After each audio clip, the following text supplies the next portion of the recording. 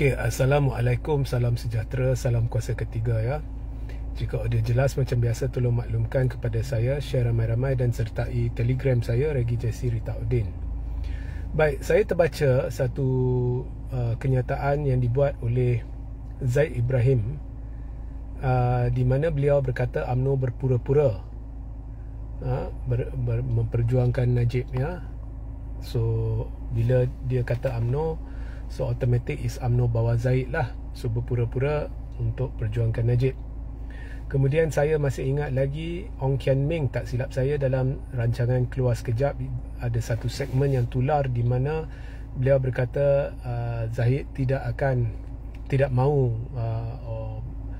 berpura-pura wayang kulit or something like that. Dia tidak mahu Najib bebas kerana Najib akan jadi ancaman or something like that lah kan. Awak rujuk Keluar Sekejap tu. Now semua ni saya sependapat, tetapi ada juga bagi saya ianya ada betul ada tidak betul lah. That's bagi saya ya. Saya tak suruh awak setuju dengan saya, tapi itu bagi saya ya. Sebenarnya Najib ini sudah jadi satu dilema besar. So saya untuk live ini saya akan cerita ringkas je. Mungkin satu live malam ni ke esok ke saya akan cerita lebih mendalam ya. Najib ni sudah jadi satu dilema besar. Akhirnya untuk mencapai matlamat, Najib mesti kena cari jalan bawa keluar Najib. Bukan saya ya.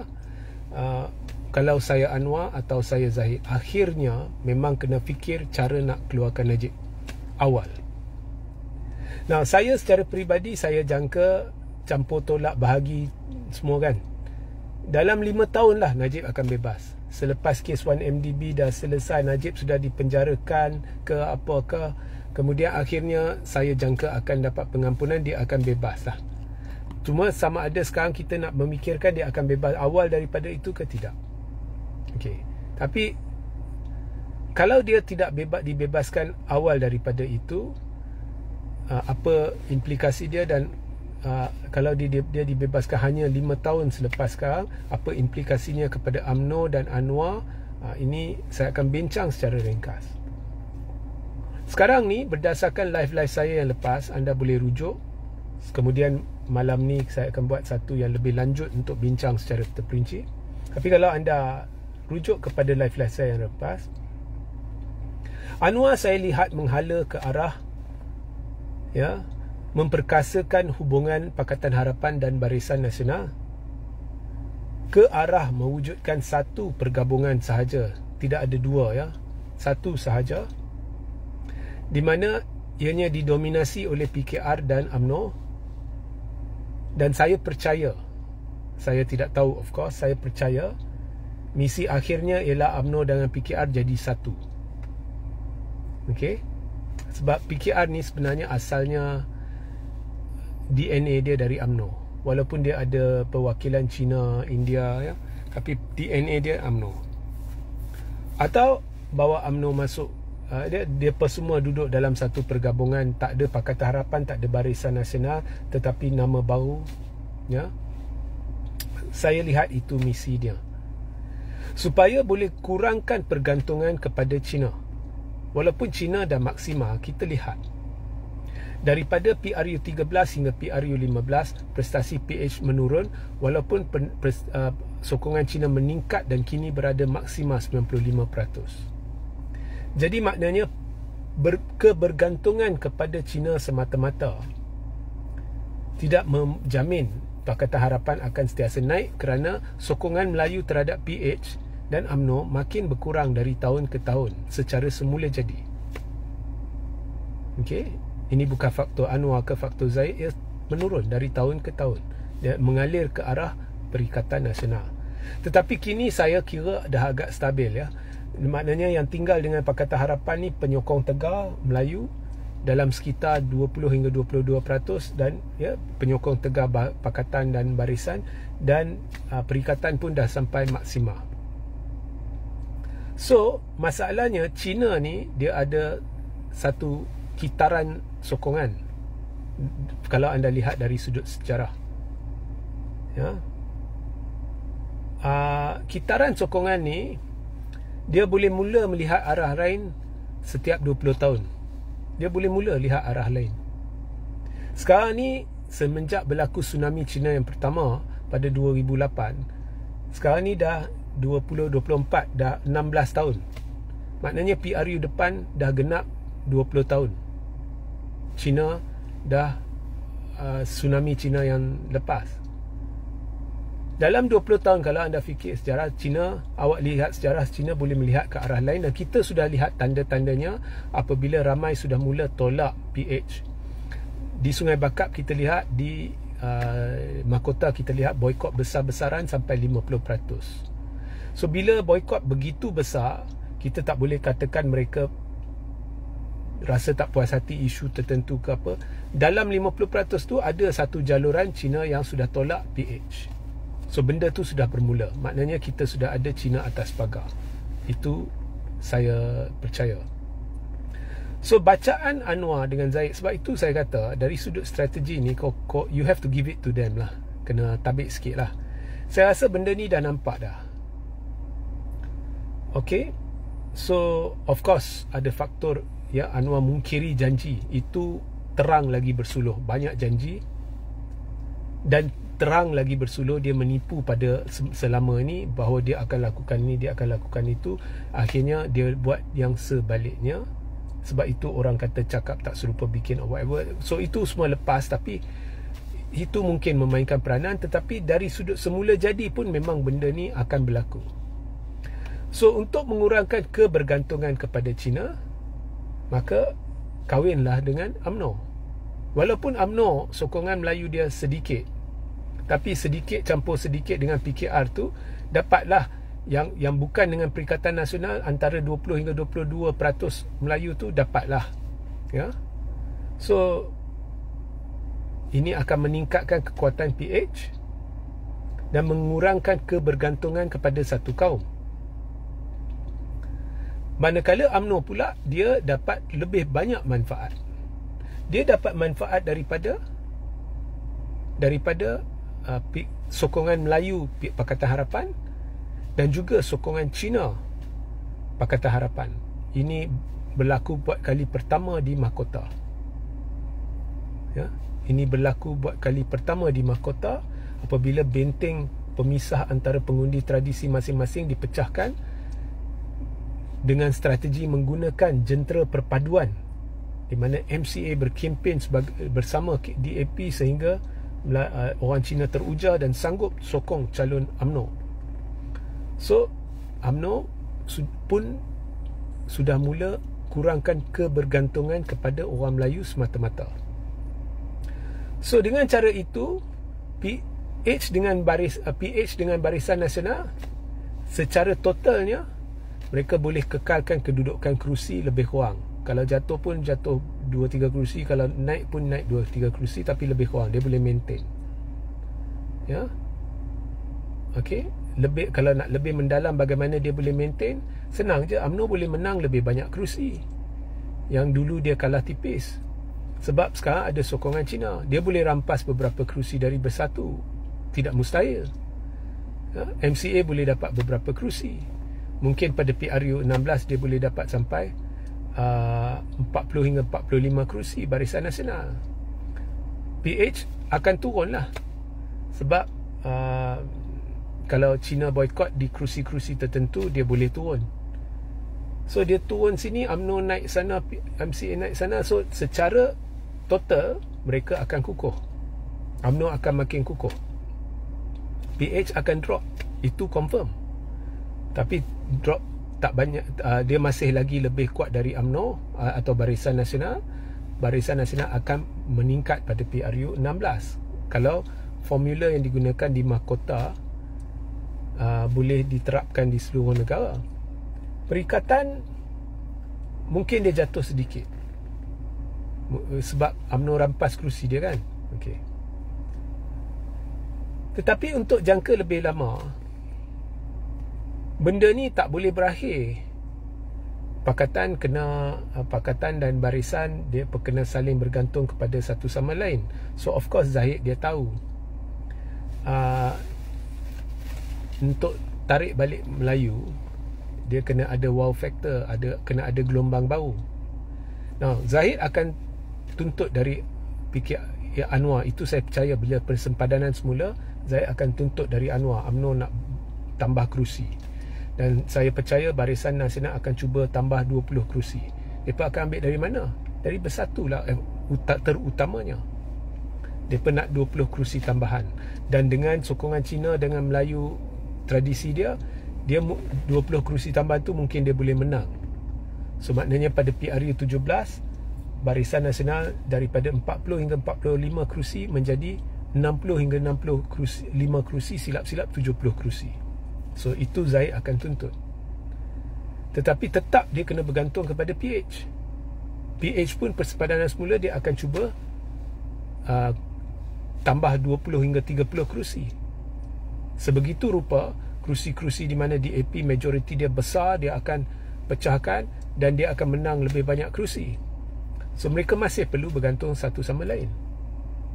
Tapi bila UMNO dah cukup kuat pada selepas persempadanan semula, dia akan ada kemampuan untuk menang, contohnya 60 kerusi ke apakah. Bila dia dah yakin benda tu, dan pada PRU 16 kalau betul-betul dia menang 65, 70, dia dah cukup kuat. Dan dia akan lebih kuat dari perikatan. Perikatan akan jatuh. Mereka akan pecahkan kerusi perikatan, khususnya Bersatu. Perikatan akan jatuh. Bukan jatuh banyak, tapi mungkin dari 74 kerusi jadi 50 kerusi. So bila UMNO dah cukup kuat, UMNO akan Zahid mesti nak jadi Perdana Menteri. Kau jangan fikir Zahid kawan karib dengan Anwar, dia nak jadi Perdana Menteri. Saya percayalah. So dia boleh saja bincang dengan Perikatan Nasional versi yang akan datang, 5 tahun ke 7 tahun dari yang akan datang. Ya, mungkin pada masa tu Bersatu pun dah hangus, saya tak tahulah. Okey. So dia boleh bincang. Dan saya teramat yakin Perikatan, tak tahulah siapa kepimpinan pada masa tu, akan setuju. Tak apa Zahid nak jadi Perdana Menteri, sebab mereka akan masuk kerajaan. Kemudian nak fikir lepas Zahid siapa nak ganti, itu kita bincang kemudian lah. Tapi pokoknya nak kalahkan Pakatan Harapan, nak kalahkan DAP. Jadi okeylah bagi Zahid jadi Perdana Menteri. Dan Perikatan tak boleh demand, sebab kalau mereka tak setuju bincang dengan Zahid, mereka tak akan jadi kerajaan sampai bila. Okay. So itu saya nampak hala tuju lah. Now kalau saya boleh baca benda ni, of course Anwar boleh baca benda ni. Okay, Anwar boleh baca benda ni. So kalau saya Anwar, saya akan impikan Najib keluar secepat mungkin. Sebab bila Najib keluar secepat mungkin, Najib akan wujudkan bukan secara sengaja tetapi secara semula jadi satu gelombang bosku. Dan desakan dalam UMNO agar Najib ganti Zahid akan menjadi luar biasa. Zahid akan ditekan. Dan Zahid tidak boleh lawan tekanan itu. Malah orang-orang di sekeliling dia, majoritinya orang Najib. Zahid sebenarnya berkuasa atas ihsan Puan Zarkashi, Azalina dan sebagainya. Dia benar-benar bukan berkuasa dalam MKP. Itu masalahnya bila kau cuba pegang satu parti di mana awak tahu majoriti dalam parti itu tak suka kamu, tapi awak pegang, awak buang semua yang tak suka kamu, Anwar Musa lah, semua awak buang, dan awak kekalkan beberapa orang yang setuju untuk sokong kamu. Jadi awak amat bergantung kepada kumpulan kecil tu.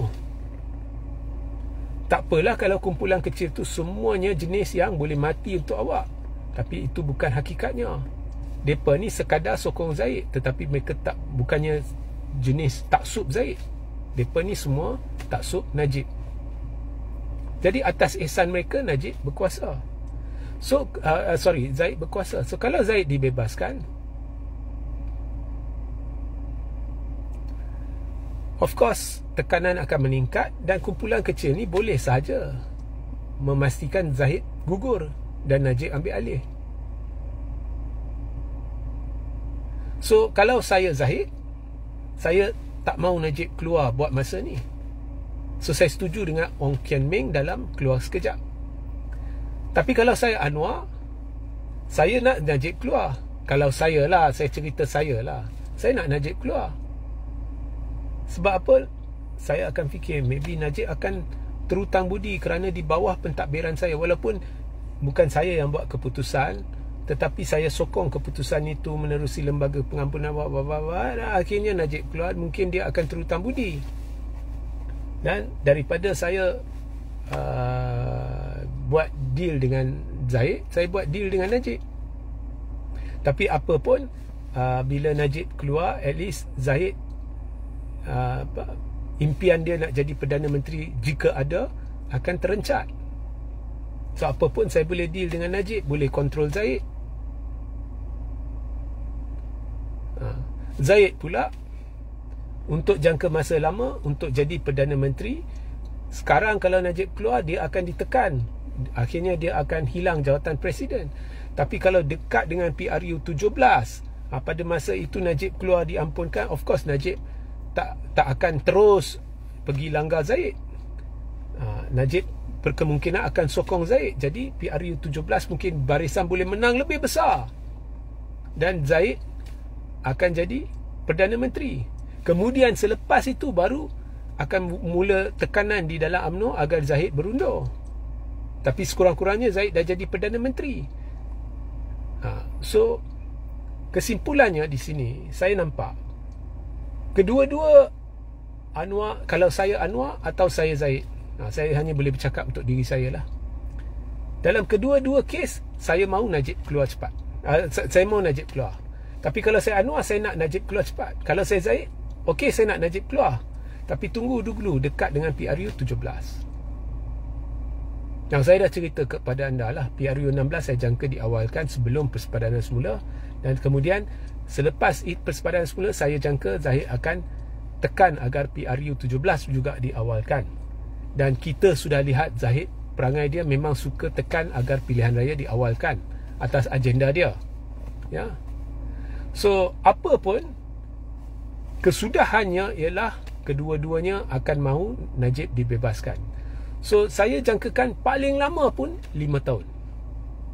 Dan selepas PRU 17, Najib saya jangka akan jadi Perdana Menteri. Now, selepas PRU 17, maknanya mungkin Zahid jadi dulu ke apa yang berlaku in between whatever, but after PRU 17, tengah jalan ke apa ke, Najib akan jadi Perdana Menteri. Itu jangkaan saya.